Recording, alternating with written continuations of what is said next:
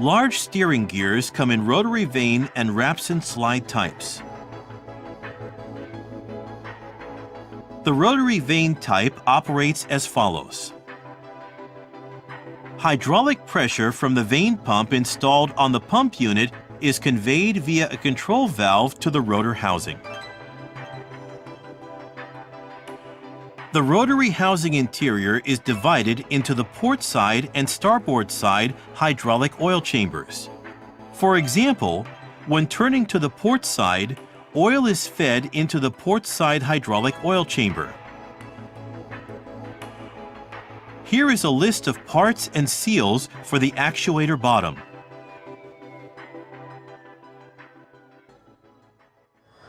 Let's look at parts and the structure of the rotary vane type steering gear as we assemble it.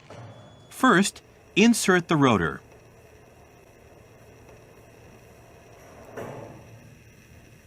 Insert vertical seals for vanes.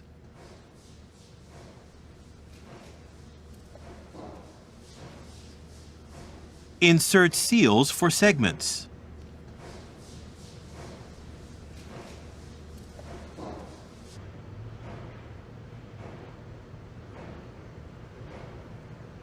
Insert cover sealing rubber.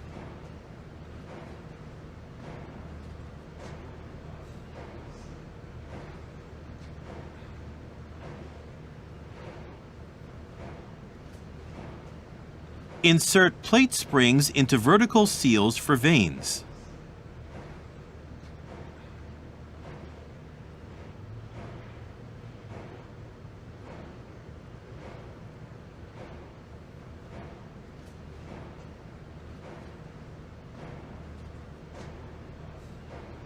Insert horizontal seals for vanes.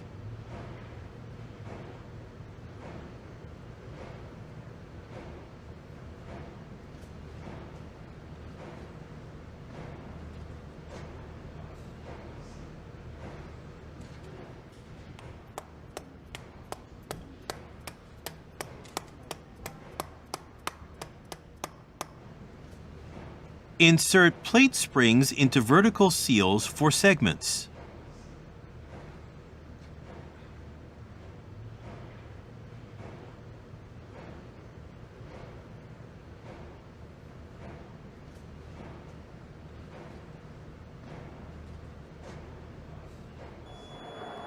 Restore the cover.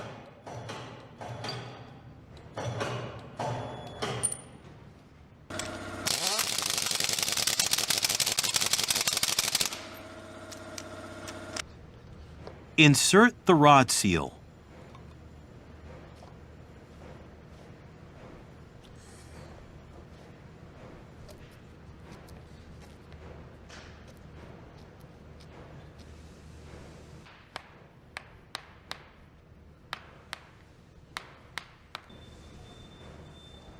Insert sealing rubber for the gland.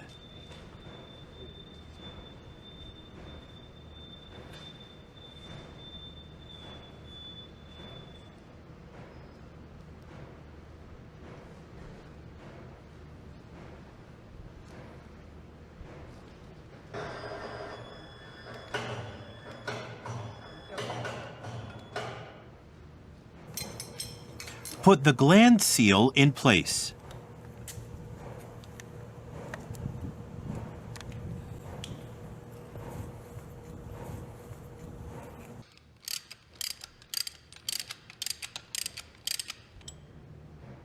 Attach the defensive valve.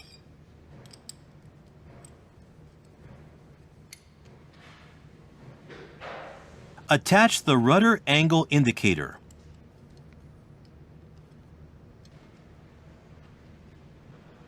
Connect the pump unit to the steering gear. Bleed the steering gear of air before starting operation.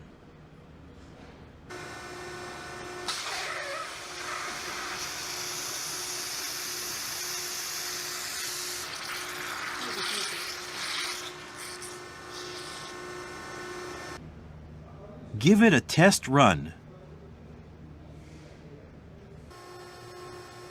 Confirm turning of the rotor with the rudder angle indicator.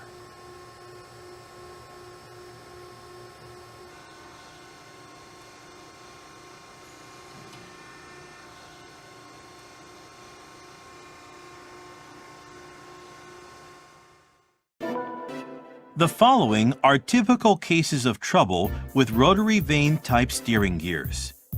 Hydraulic oil leakage from the gland seal, hydraulic oil leakage from the lower seal, and wear of leakage oil seals. The following precautions must be taken when operating rotary vane type steering gears.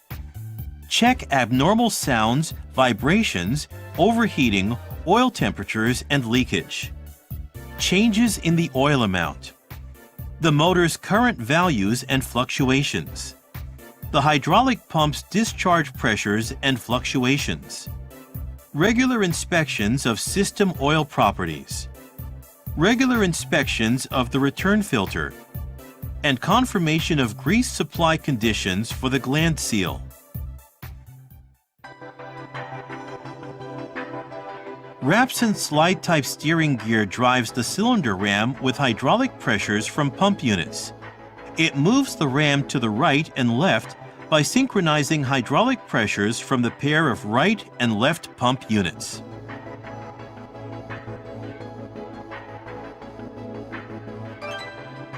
Since a tiller, which uses the steering shaft as its rotation axis, is in contact with the ram pin, the steering shaft rotates as the ram moves right and left. Here, we have reproduced the ram movement using a test machine.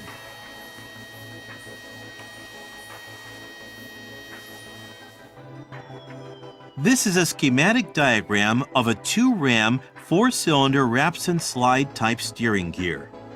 You can see pressure oil being sent from the hydraulic pump in the pump unit.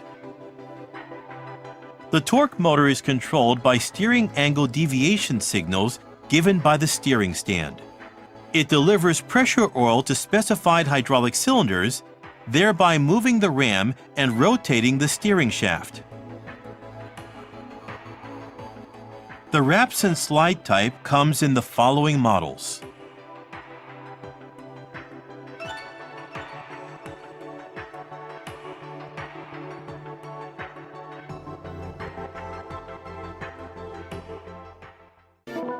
The following cases of trouble have been reported. Switching failure of solenoid valves in the hydraulic circuit, oil leakage from the ram's gland packing, and coming off of the ram pin. The following precautions must be taken when operating Rapson slide type steering gears. Check abnormal sounds, vibrations, overheating, oil temperatures, and leakage. The oil amount and changes. The motor's current values and fluctuations. The hydraulic pump's discharge pressures and fluctuations. Regular inspections of system oil properties, and regular cleaning of the suction strainer. Hydraulic pumps and motors are vital components used to drive steering gears and mooring equipment. Screen shows the model of the bent axis type variable displacement axial piston pump for steering gears and consists of the following parts: the drive shaft, cylinder, roller bearing, valve plate, oil seal, and so forth.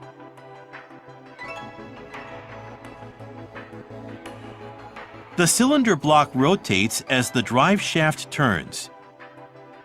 When the rotating cylinder block is inclined toward the drive shaft core, the piston makes a reciprocal motion inside the cylinder per rotation of the cylinder block, thereby drawing in and discharging oil.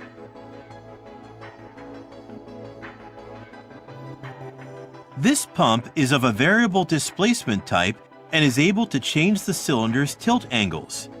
When used with steering gears, it is incorporated in the oil tank.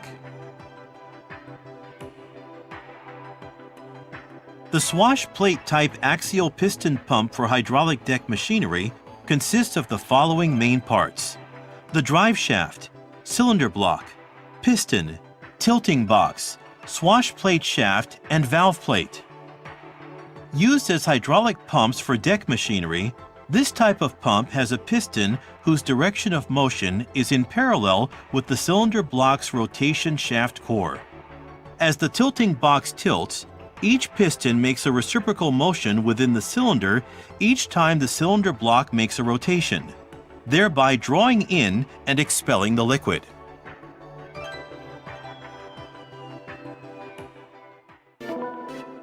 The following cases of trouble have been reported: wear of the pump regulator, and oil leakage due to damaged oil seal. The following precautions must be taken when operating hydraulic pumps. Check for oil leakage from parts. Look for a significant rise in oil temperatures. Inspect oil properties regularly. Listen for abnormal sounds heard during operation. And inspect the magnet strainers in pipes regularly. The hydraulic motor for deck machinery use has a part structure as follows.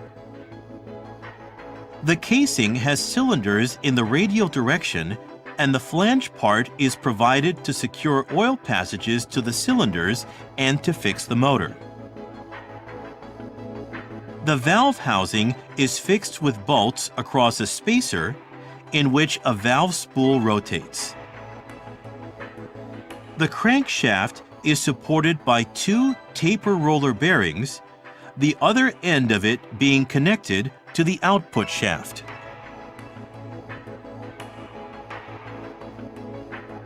With this hydraulic motor, A and B ports are provided to serve as the inlet for high-pressure hydraulic oil or the tank-connected outlet for the oil. The motor's rotational direction is determined by which port the hydraulic oil is sent. When hydraulic oil is sent to A port, hydraulic pressure is applied to the upper part of the piston and generates a force to push down the piston, allowing the crankshaft to rotate. The valve spool, which is connected to the cross coupling, rotates accordingly. Then, the oil feeding port positions change, allowing the hydraulic pressure to be applied to the next cylinder in the rotational direction. Port positions for discharge change likewise. Repetition of these motions keeps the crankshaft rotating. The following cases of trouble have been reported: cracking of the cylinder block, oil leakage and damage to the oil seal, and foreign matter contaminating the hydraulic oil. The following precautions must be taken when operating hydraulic motors. Conduct regular inspections of oil properties. Watch out for oil leakage. Make sure to conduct complete flushing after repairs. And operate the motor very carefully in cases where the handle must be abruptly manipulated or the operator can lose control due to stormy weather or other unexpected external factors.